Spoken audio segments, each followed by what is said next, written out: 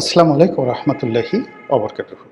সম্মানীয় দর্শক, আমাদের রাজনীতি ২০২৫ সনের ডিসেম্বর মাসে এসে যেভাবে ঘন ঘন বাক পরিবর্তন করছে, আমাদের দেশে বর্ষাকালে পদ্মা নদীতে যখন বন্যা হয়, সেই বন্যার সময় পদ্মার তীরবর্তী অঞ্চলে যে ভাঙন দেখা দেয়, যখন পদ্মা তীরের মানুষগুলোর জীবন জীবিকা সব কিছু ধূলিসাৎ হয়ে যায়, প্রত্যেকটি রাত বিনিদ্র কাটে, এই বুঝি তার বসত ভিটা ভেঙে পদ্মা গর্ভে বিলীন হয়ে গেল।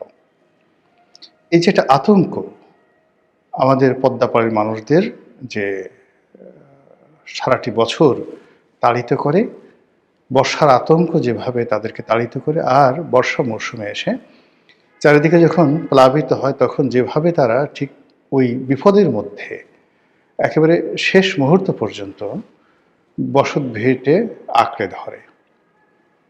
আর যখন ভয়াল পদ্মার করাল গ্রাসে জায়গা জমি বাড়ি ঘর গাছপালা থেকে শুরু করে এমনকি মসজিদ মন্দির পর্যন্ত পদ্মা গর্ভে বিলীন হয়ে যায়, তখন পদ্মাপাড়ের মানুষের যে হাহাকার, তার যে আরতি, এটি কেবলমাত্র যারা ভুক্তভোগী তারাই বলতে পারবেন। আর যারা কবি সাহিত্যিক, তারা সেটা ভাষায় বা লিখনীতে প্রকাশ করতে পারবেন। আমজনতার পক্ষে এটা বোঝা সম্ভব নয়। তদ্রূপ আমাদের এই সময়টিতে পুরো দেশের রাজনীতি এবং রাজনীতির সাথে সংশ্লিষ্ট অর্থনীতি, রাজনীতির সাথে সংশ্লিষ্ট সামাজিক সম্পর্ক, রাজনীতির সঙ্গে সম্পৃক্ত ধর্ম কর্ম, বিয়ে শাদী আচার আচরণ, একেবারে সব কিছু গত 15টি মাসে ঠিক সেই অবস্থায় আছে যেভাবে বর্ষাকালে পদ্মাপাড়ের মানুষ নদী ভাঙনের আশঙ্কায় থাকে। ধরুন, এই গত 15 মাসে যা কিছু ঘটেছে, মেয়ের বিয়ে হচ্ছে, পিতা আওয়ামী লীগ করে, তো পরিস্থিতির কারণে তিনি পলাতক আছেন। বিয়ের অনুষ্ঠান হচ্ছে, বিয়ের অনুষ্ঠানে এসে হঠাৎ করে যারা মব সৃষ্টিকারী তারা এলেন, এসে বিয়েটা ভেঙে দিলেন। যারা আয়োজক ছিলেন তাদেরকে মারধর করলেন, যারা বরযাত্রী এসেছিলেন তাদেরকে ধাওয়া দেওয়া হলো, তারা পালিয়ে গেলেন। এই ঘটনা বাংলাদেশে কখনো ঘটেনি। এরকম অসংখ্য ঘটনা, যেগুলো যদি আমি বলতে চাই রীতিমতো মহাকাব্য রচিত হয়ে যাবে। আমরা যারা 70-এর দশকে বালকবেলা কাটিয়েছি, আমাদের কাছে একজন শিক্ষক, তা তিনি প্রাইমারি স্কুলের শিক্ষক হন কিংবা হাই স্কুল, এই দুটো প্রতিষ্ঠানে যারা শিক্ষক মণ্ডলী ছিলেন, তাদেরকে আমরা মনে করতাম বটবৃক্ষ। আর কলেজে বা বিশ্ববিদ্যালয়ে আমরা যখন পড়েছি, তখন শিক্ষক মণ্ডলীদেরকে মনে হতো দূর আকাশের নক্ষত্র মণ্ডলী, যাদেরকে ধরা যায় না, ছোঁয়া যায় না, কাছে যাওয়া যায় না, কেবল দূর থেকে তাদের আলোক বর্তিকার যে বিকিরণ, এটাকে অনুভব করা যায়, এটিকে ধারণ করা যায়। কলেজ এবং বিশ্ববিদ্যালয়ের শিক্ষকদের সম্পর্কে আমরা ওই জমানাতে অমনি মনে করতাম। কোনো একজন শিক্ষকের সঙ্গে সামনে দাঁড়িয়ে কথা বলা, তারপরে তার বাসায় গিয়ে খাওয়া দাওয়া করা ইত্যাদি, মানে কলেজ জীবনে, স্কুল জীবনে এগুলো কল্পনাই করা যায় না। আর স্কুলে এবং প্রাইমারি স্কুলে এবং হাই স্কুলে যে শিক্ষকদের সঙ্গে আমাদের মমত্ব হতো, সেটা হলো তাদের পিতৃসুলভ আচরণের জন্যে। কেউ হয়তো ক লিখতে পারে, তো খটা লিখতে খুব কষ্ট হচ্ছে, তো অনেক শিক্ষক ঠিক পিতার ভূমিকায় বা মায়ের ভূমিকায় কাছাকাছি এলেন। এবং একইভাবে যারা আরবি পড়াতেন, তাদের মধ্যেও ঠিক এরকম পিতৃসুলভ একটা আচরণ ছিল, মাতৃসুলভ একটা আচরণ তাদের মধ্যে ছিল। আশ্রয় দিতেন, প্রশ্রয় দিতেন, শেখাতেন, এবং যার মধ্যে যে গুণাবলীটি রয়েছে, কেউ হয়তো ভালো বাংলা বলতে পারে, কেউ হয়তো ভালো অঙ্ক করতে পারে, কেউ হয়তো খুব ভালো স্পোর্টসম্যান, শিক্ষকরা এই মেধাগুলো প্রাথমিক এবং মাধ্যমিক স্তরে তারা বাছাই করতেন এবং সেইভাবে তাদেরকে প্রমোট করতেন, আমরা সেভাবে দেখেছি। এবং ও কারণে কেউ হয়তো পরবর্তীতে বিশ্ববিদ্যালয়ের শিক্ষক হয়েছেন, ছাত্র থেকে ম্যাজিস্ট্রেট হয়েছেন, এমপি হয়েছেন, মন্ত্রী হয়েছেন, কিন্তু শিক্ষকদের প্রতি সেই শ্রদ্ধাবোধ কখনো যায়নি।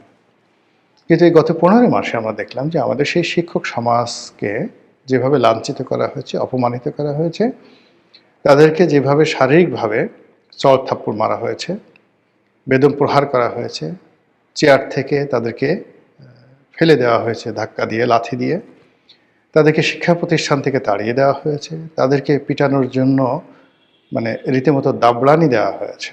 অনেক শিক্ষক প্রাণ বাঁচানোর জন্য যেভাবে দৌড় দিয়েছেন, পিছনে যদি আপনাকে 10টা শুয়োর কিংবা 10টা পাগলা কুকুর আপনাকে তাড়া করে, তখন মানুষের মধ্যে যে ধরনের একটা প্রাণ ভয় তৈরি হয়, গত 15 মাসে এরকম অনেক দৃশ্য দেখতে পাবেন যে আমাদের শিক্ষক মণ্ডলীরা ওইভাবে প্রাণ ভয়ে দৌড় দিয়েছেন।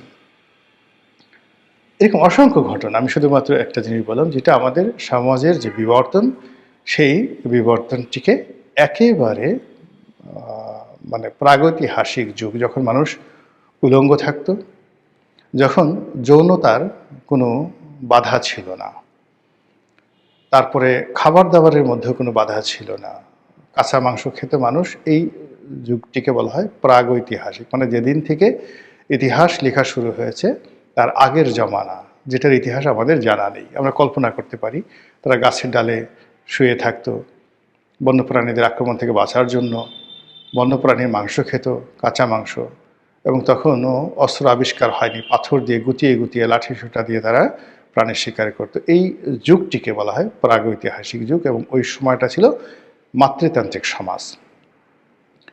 তো আমরা এই গত 15 মাসে আমাদের জীবনের অনেকগুলো ঘটনা ঘটেছে যেটার সঙ্গে কোনো ইতিহাসের মিল পাবেন না। ইতিহাসের আগের যে সেই প্রাগৈতিহাসিক যুগ রয়েছে, সেই প্রাগৈতিহাসিক যুগের বর্বরতা আমাদের এই সমাজে ফিরে এসেছে।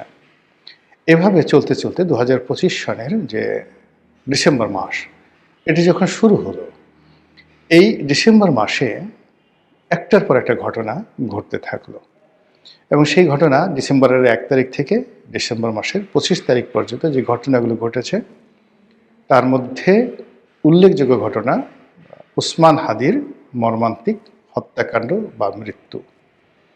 তো এই হত্যাকাণ্ড বা মর্মান্তিক মৃত্যুকে কেন্দ্র করে অন্য যে ঘটনাগুলো ঘটেছে, সেই ঘটনার রেশ আরও বহুদিন যাবে। এরপরে হঠাৎ করে বিএনপির চেয়ারপারসন, ভারপ্রাপ্ত চেয়ারম্যান জনাব তারেক রহমান, তিনি বাংলাদেশে আসার ঘোষণা দিলেন এবং তিনি 25 তারিখে বাংলাদেশে এলেন। তার আসার পরে 25, 26, 27, 28 এই 3 দিন বাংলাদেশে, 25, 26, 27, 28 মোট 4 দিন সারা বাংলাদেশে যে ঘটনাগুলো ঘটলো, এটা বিএনপির লোকও কল্পনা করতে পারেনি, আর বিএনপির যারা প্রতিপক্ষ তারা তো একেবারেই কল্পনা করতে পারেনি। পুরো রাজনীতির যেটিকে বলা হয় কোর্স অফ অ্যাকশন, সেই অ্যাকশনগুলো একেবারে এলোমেলো হয়ে গেছে। বিএনপির যারা প্রতিপক্ষ থেকে একটা ব্যালেন্স তৈরি করতো যে আমরা বোধহয় বিএনপির সমান, ফলে সেখানে একটা ভারসাম্য তারা মনে মনে তৈরি করে ফেলেছিল। আর বিএনপি যদিও তাদের যারা প্রতিপক্ষ তাদেরকে কখনো রাজনৈতিক শক্তি মনে করেনি, ফলে এখানে একটা চিন্তা চেতনার মধ্যে একটা ভীষণ রকম ভারসাম্যহীনতা।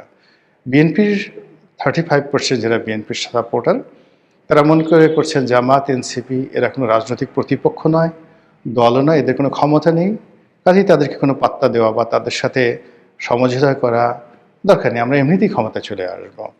তারা কেবলই মাত্র কারোর সাথে সংঘাত, দ্বন্দ্ব বা অহেতুক ঝামেলা না জড়িয়ে বর্তমান সরকার যারা চালাচ্ছে তাদেরকে তোয়াজ করে, তদবির করে একটা ইলেকশন অনুষ্ঠানের জন্য সর্বোচ্চ কূটনৈতিক তৎপরতা তারা চালিয়ে আসছিল।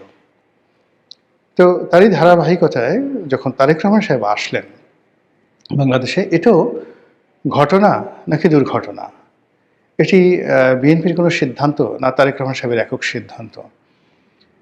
এই যে তারেক রহমান সাহেবের বাংলাদেশে আগমন, এটার পেছনে কি ডক্টর মোহাম্মদ ইউনূসের গ্রিন সিগন্যাল, নাকি এটার পেছনে ভারতের গ্রিন সিগন্যাল, নাকি রাশিয়ার গ্রিন সিগন্যাল? এই বিষয়গুলো নিয়ে আলোচনা হচ্ছে এবং এইগুলো নিষ্পত্তি হওয়া খুবই জরুরি।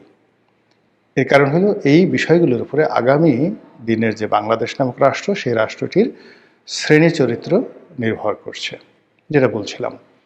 তো তারেক রহমান সাহেব আসার পর যেটি হলো, রাজনীতির যে ভারসাম্যটি ছিল এই গত 15 মাস ধরে, সেই ভারসাম্যটি পুরো একেবারে 180 ডিগ্রি অ্যাঙ্গেলে উল্টে গেছে।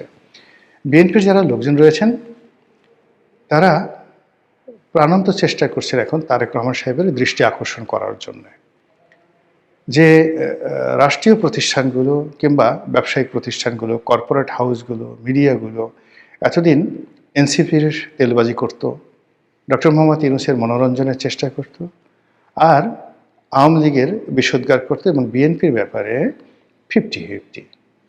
তারা এখন ধরেই নিয়েছে যে তারেক রহমান সাহেব প্রধানমন্ত্রী, বিএনপি ক্ষমতায় আসছে, বাকি যে রাজনৈতিক দলগুলো তারা আনাকুম জানাকুম। কাজে তাদেরকে ভুলে গিয়ে একেবারে 100% তারেক রহমান সাহেব বিএনপি বন্দনা, এটিকে এখন বাংলাদেশের সর্বস্তরে শুরু হয়েছে, যা কিনা বিএনপির যারা প্রতিপক্ষ তাদেরকে অপমানিত, লাঞ্ছিত, বিক্ষুব্ধ, ঈর্ষান্বিত করে তুলছে।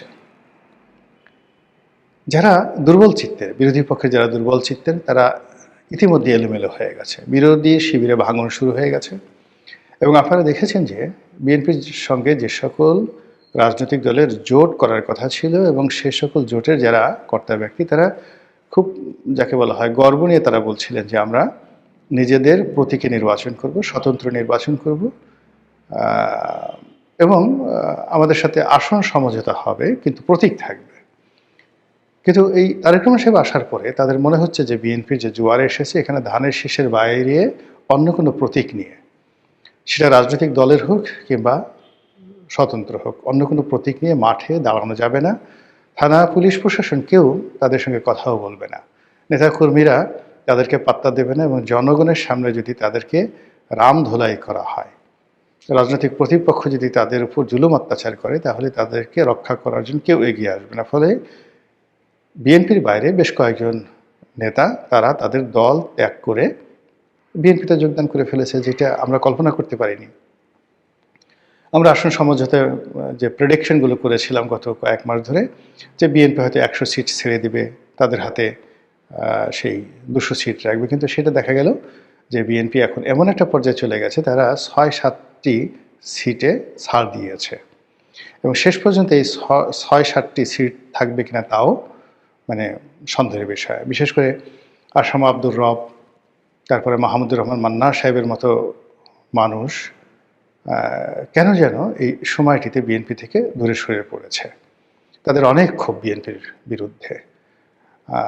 অন্যান্য ছোট ছোট যে রাজনৈতিক দলগুলো ছিল, তারা ইতিমধ্যে কেউ পুরো রাজনৈতিক তাদের সত্তা, পার্টি বিলুপ্ত করে তারা বিএনপিতে বিলীন হয়ে গেছেন, আর কেউ কেউ আংশিক অর্ধেক আছেন আর অর্ধেক বিএনপিতে চলে গেছে।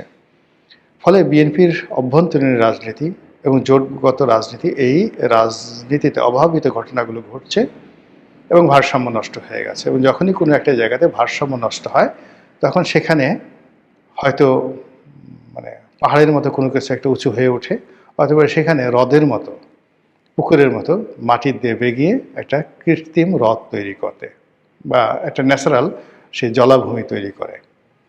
বিএনপির এই সাইডে যা কিছু হচ্ছে, আবার বিএনপির যেটা অপোজিট সাইড, যেমন জামাত, হেফাজত, চরমোনাই, তারা বিএনপিকে একটি একক শক্তি ধরে বিএনপিকে পরাজিত করার জন্য যেভাবে আশাবাদী হয়েছিল, এখন তারা মনে করছে যে বিএনপি যদি ক্ষমতায় আসে এবং তারেক রহমান সাহেব যদি প্রধানমন্ত্রী হন, তাহলে তাদের অনেকের পিঠের চামড়া থাকবে না।